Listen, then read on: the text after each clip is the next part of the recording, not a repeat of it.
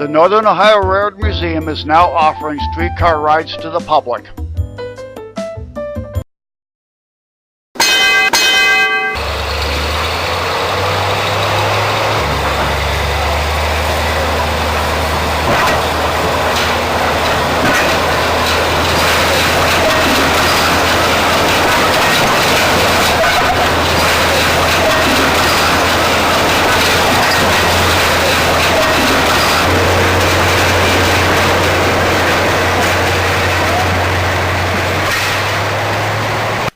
This is our 1914 Cleveland Railway Company streetcar pulling the power car out of the barn. The power car is actually a 1925 Cleveland Railway Company crane car. We have mounted a generator on it, and the generator supplies power to both the power car and the streetcar. The power car is also known as car number 0711.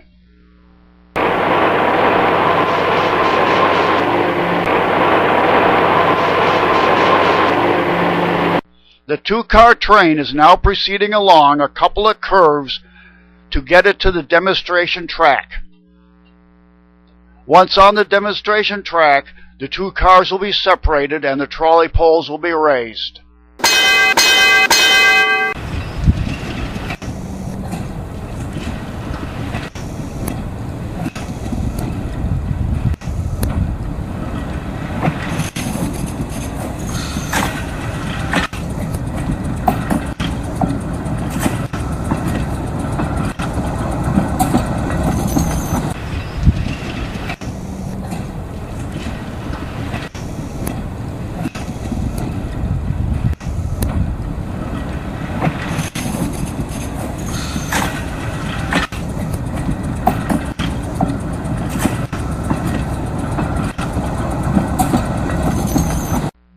The conductor, Dane, now raises the trolley pole, and car 12 will be powered from the trolley wire, as it was on the streets of Cleveland over 100 years ago.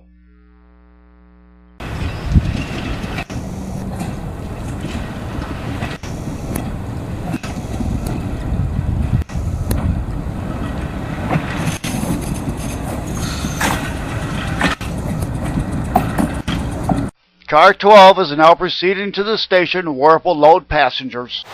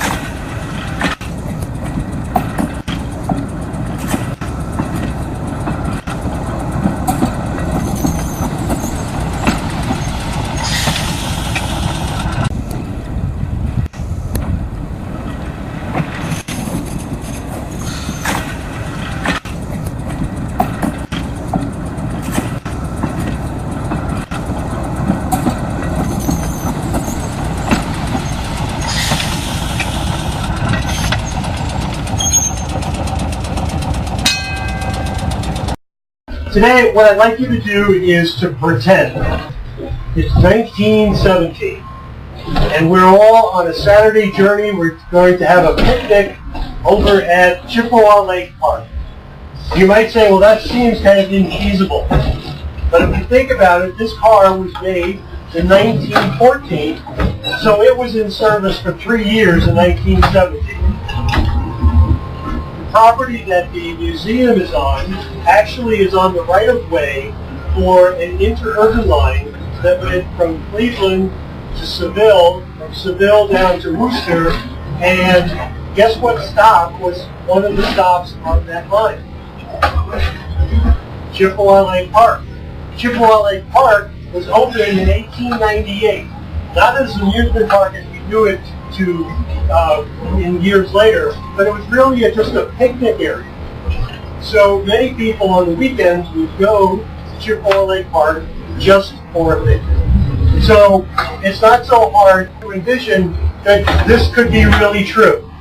If you think about all of the passengers that rode on this streetcar over that period of time, maybe 50 or 60 years, many times people will say, well, my grandmother or my great-grandmother used to go to the West Side Market on Lorraine, and that's one of the routes this particular streetcar took. So if you think about history, a lot of times you're not able to experience history the way it really is. So all the sights and the sounds that you hear today are the sights and sounds that the passengers from 100 years ago heard. Now, how does this streetcar operate? Well, basically when you came in, you saw a trolley pole and a wire. And what happens is the big yellow car at the end of here provides 600 volts DC through the wire. The trolley pole brings that DC, 600 volts DC, into the trolley. And basically it has three functions.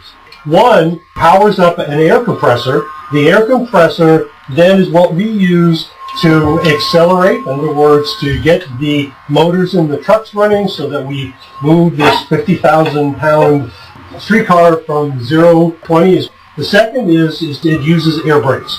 And the air brakes are controlled when you watch the motorman.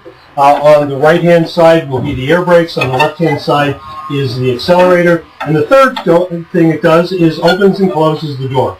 So when you hear the air compressor, it means that it is trying to build up pressure so that we can brake and accelerate. It's brought it up to 70 pounds per square inch, and we're ready to roll.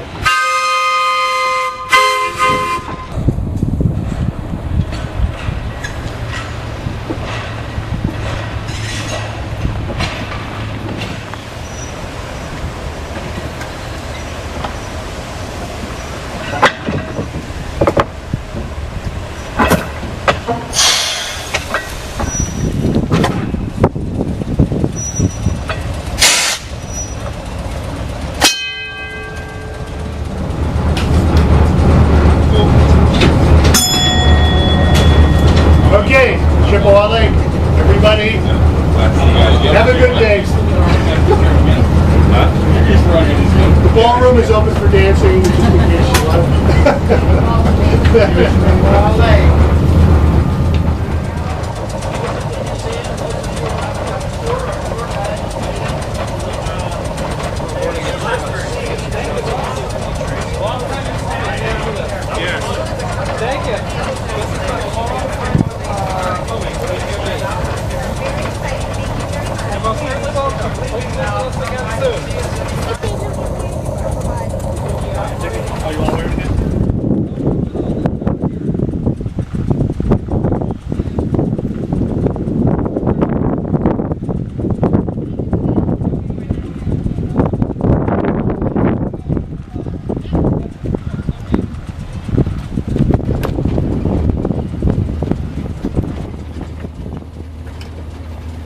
The public rides are done for the day, so we back up car 12 to near the generator car, pull down the trolley poles.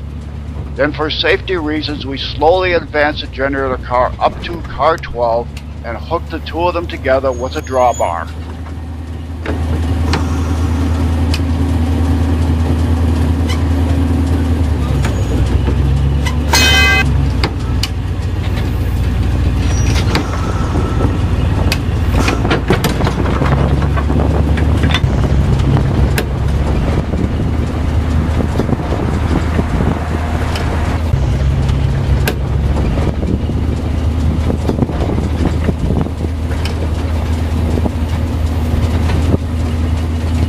The generator car, also known as car 711, is now slowly advanced towards the back end of car 12. We do a safety stop to check the brakes on the generator car before one of our crew members puts the drawbar in place.